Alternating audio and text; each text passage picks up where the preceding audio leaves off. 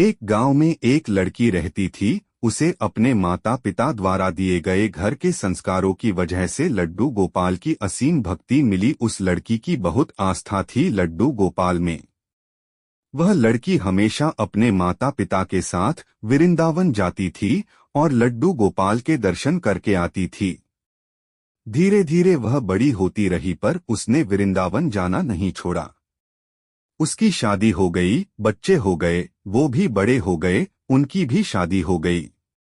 पर उस लड़की का नियम कायम था, वह लगातार वृंदावन जाती रही।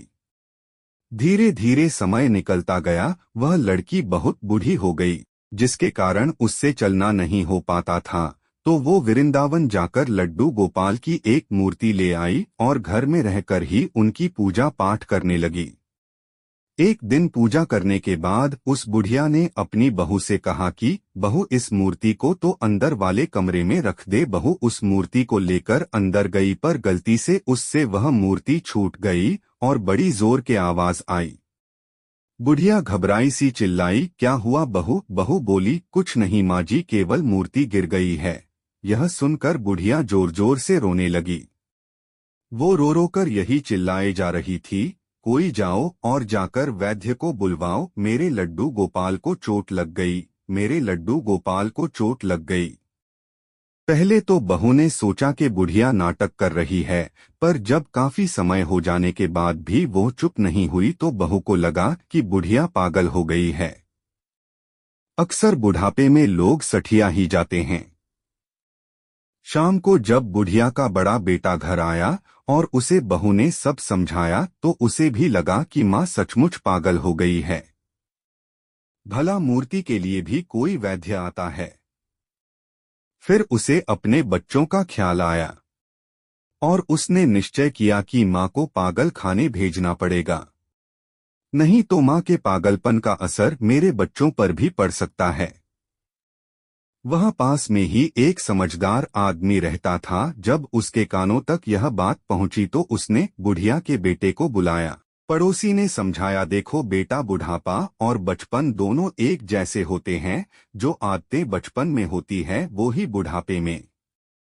तू एक काम कर, जा और एक वैद्य को बुला ला। उसे पहले से ही समझा देना कि तुझे एक मूर्ति का जांच करना है और बाद में यह बोलना है कि मूर्ति तो खत्म हो गई और उसमें अब जान बाकी नहीं है। जब उसे पैसे मिलेंगे तो भला उसे क्या दिक्कत होगी यह कहने में।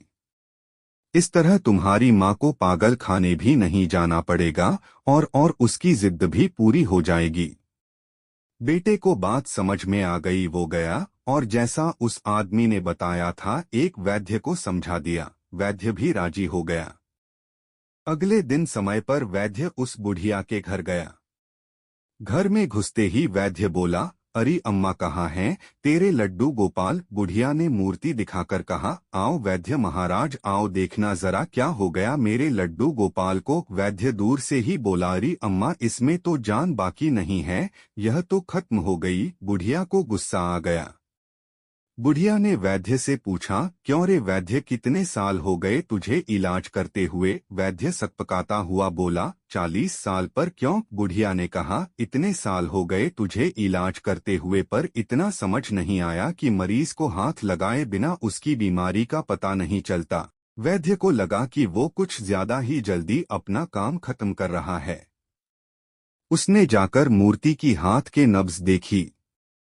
फिर वैद्य ने कहा, ले माँ, कुछ नहीं है तेरे लड्डू गोपाल में। बुढ़िया बोली, बेटा सही से देख, ऐसा नहीं हो सकता। वैद्य महाराज ने इस बार छाती को चेक करके देखा और फिर बोला, माँ कुछ नहीं है अब तेरी मूर्ति में, यह खत्म हो गई।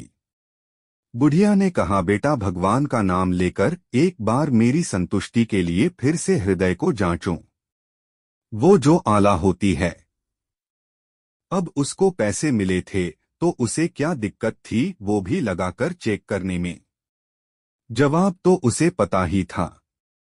उस वैद्य ने अपना आला निकाला और उसको उस मूर्ति के छाती पर रखा। मूर्ति में से जोर जोर के धक धक की आवाज आई। वैद्य घबरा गया। उसने बार बार चेक करा और हर बार धक धक की आवाज आई। वैद्य ने उस बुढ़िया के पैर पकड़ लिए वैद्य बोला, माँ, यह जो दुनिया तुझे पागल कहती है, असल में यह दुनिया पागल है जो इस मूर्ति के पीछे छुपी तेरी भावनाओं को नहीं देख सकी। इस मूर्ति में जान नहीं थी, यह तो तेरी श्रद्धा थी जो इस मूर्ति में भी जान आ गई। जय जय श्री राधे कृष्णा। अगर हमारे मन में सच्ची श्रद्धा भगवान के प्रति है तो भगवान हमें निराश नहीं करते हैं। वीडियो पसंद आई हो तो मेरे YouTube चैनल सीताराम भक्त को लाइक, शेयर और सब्सक्राइब अवश्य करें। धन्यवाद।